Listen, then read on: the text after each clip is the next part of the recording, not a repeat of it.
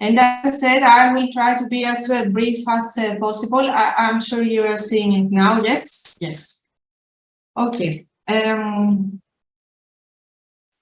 Just to provide a framework about the tourism in the Black Sea region with numbers also.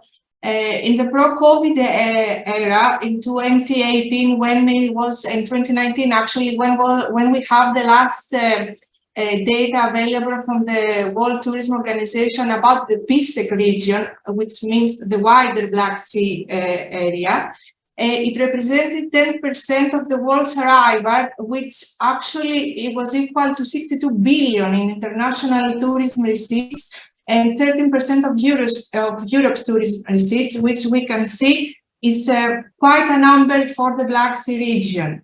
In terms of cultural, let's say, heritage and how it is attractive to the tourists, the region hosts 115 properties that are enlisted in the UNESCO World Heritage List, and it is run by 24 cultural routes of the Council of Europe.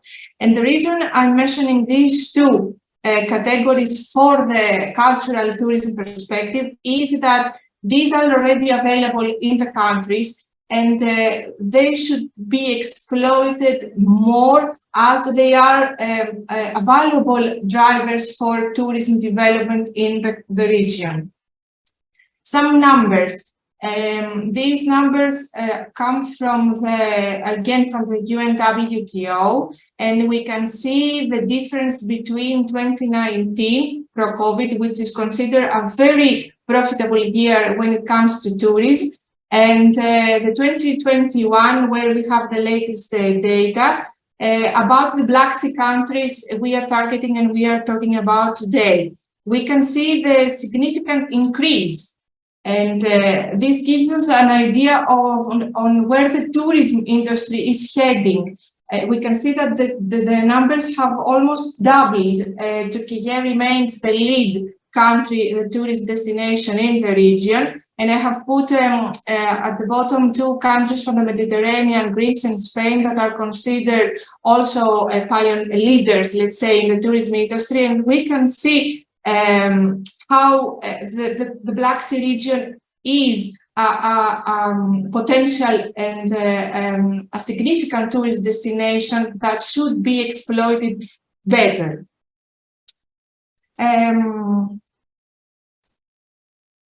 Yes, but what are the challenges? I will tell you in the next slides about the regional projects we are implementing based on our need to actually mitigate the challenges for the tourism industry in the Black Sea.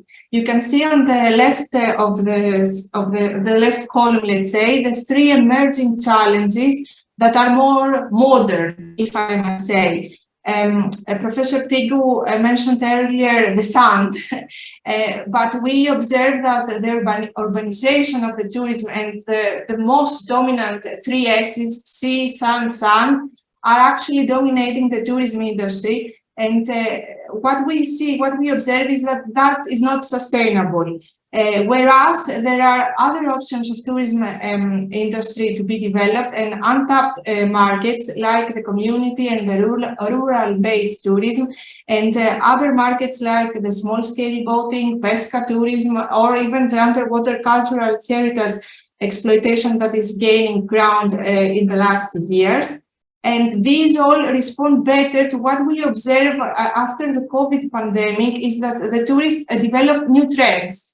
They are becoming more demanding, and based on the technologies and the products that are available, tourists demand for custom-made services. So this brings more to the surface the long-lasting, if I say, the structural challenges we observe in the sector, which is the lack of the skilled workforce to actually meet the current market demands, the outdated or the lack of proper infrastructure, the fragmented national policies that not often target the tourism sector substantially. And of course, it was mentioned, and it is a very crucial challenge, the unsustainable use of natural resources that may destroy what we already know as a valuable tourist and idyllic tourist destination in the region.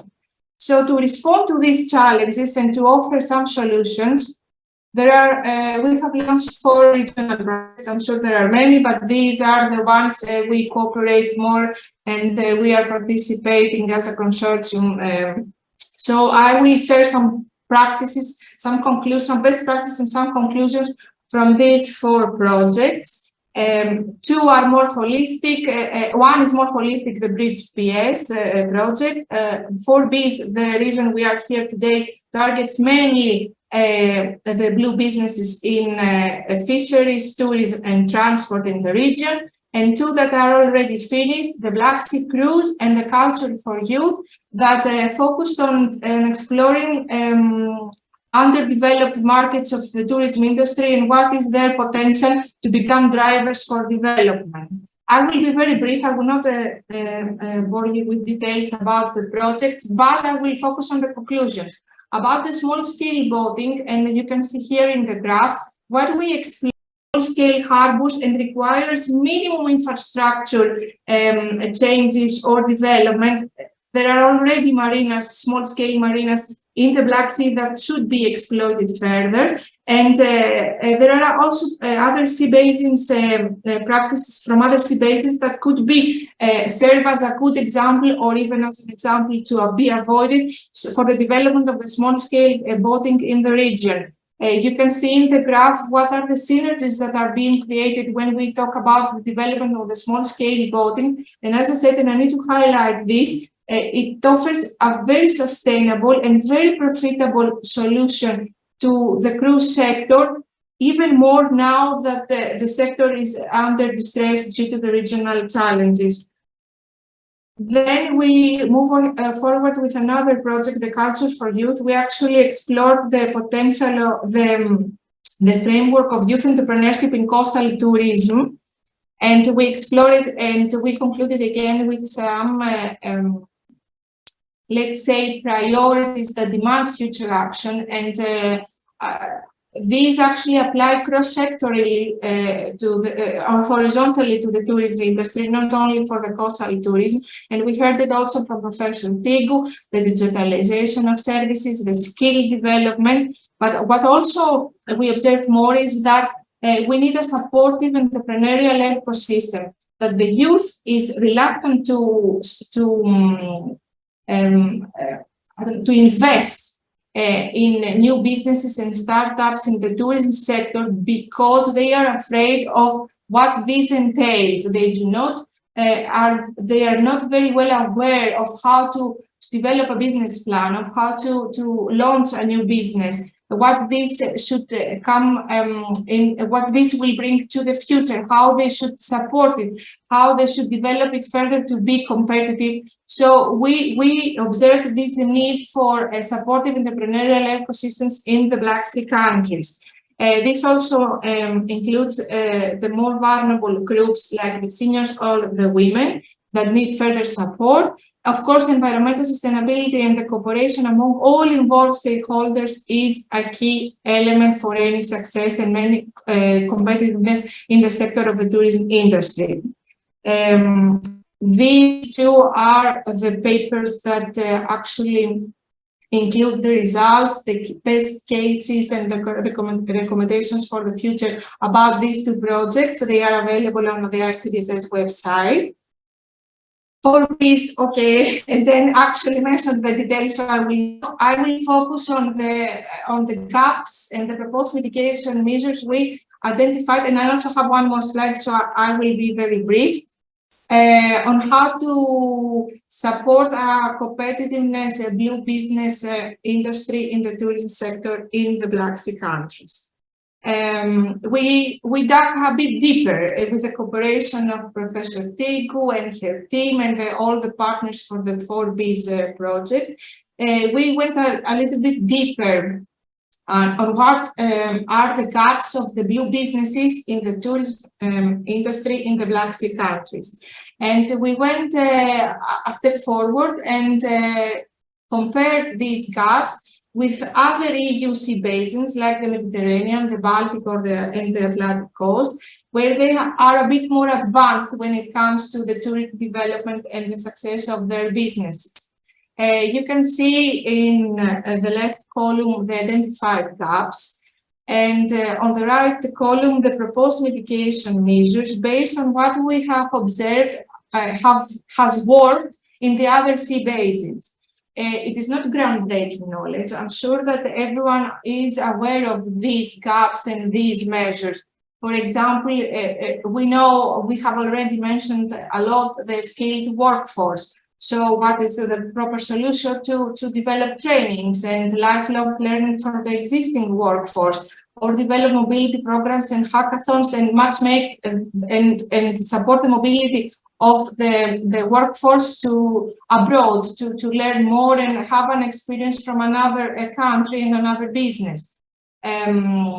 Also, we observed that there are tools in the Black Sea like clusters or associations, but these often lack the blue economy focus, and there are not incubators or innovation hubs. So we need to raise awareness also among the policy stakeholders to actually engage them in promoting more the blue economy as an important driver for development for these countries. As I said earlier, the entrepreneurial culture, especially among the youth, to support new startups and businesses. There are also gaps in business partnerships. That means also regionally between the countries of the Black Sea, but also, which is important to our view, internationally. The 4Bs project as a next step will promote these partnerships at the international level to matchmake businesses from the Black Sea with businesses from the other sea basins, because this exchange of knowledge and best practices is very valuable for the development, for the competitiveness of the industry of tourism in the Black Sea. Because I have to be very quick, I will only mention in my last slide the Black Sea project.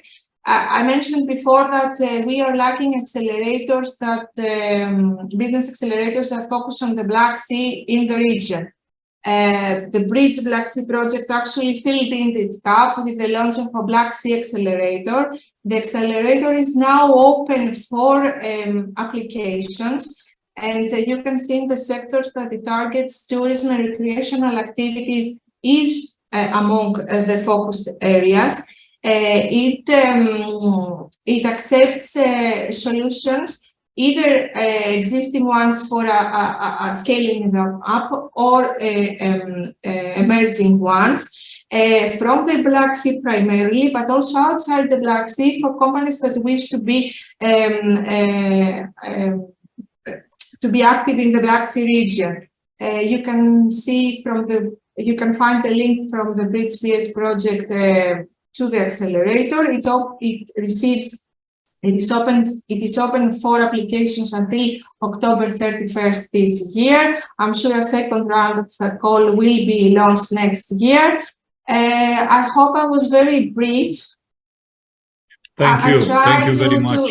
I tried to actually highlight the main conclusions that we have observed in the region. All information is available on our website, and I hope that I offered some framework for further discussion during today's workshop. Thank you.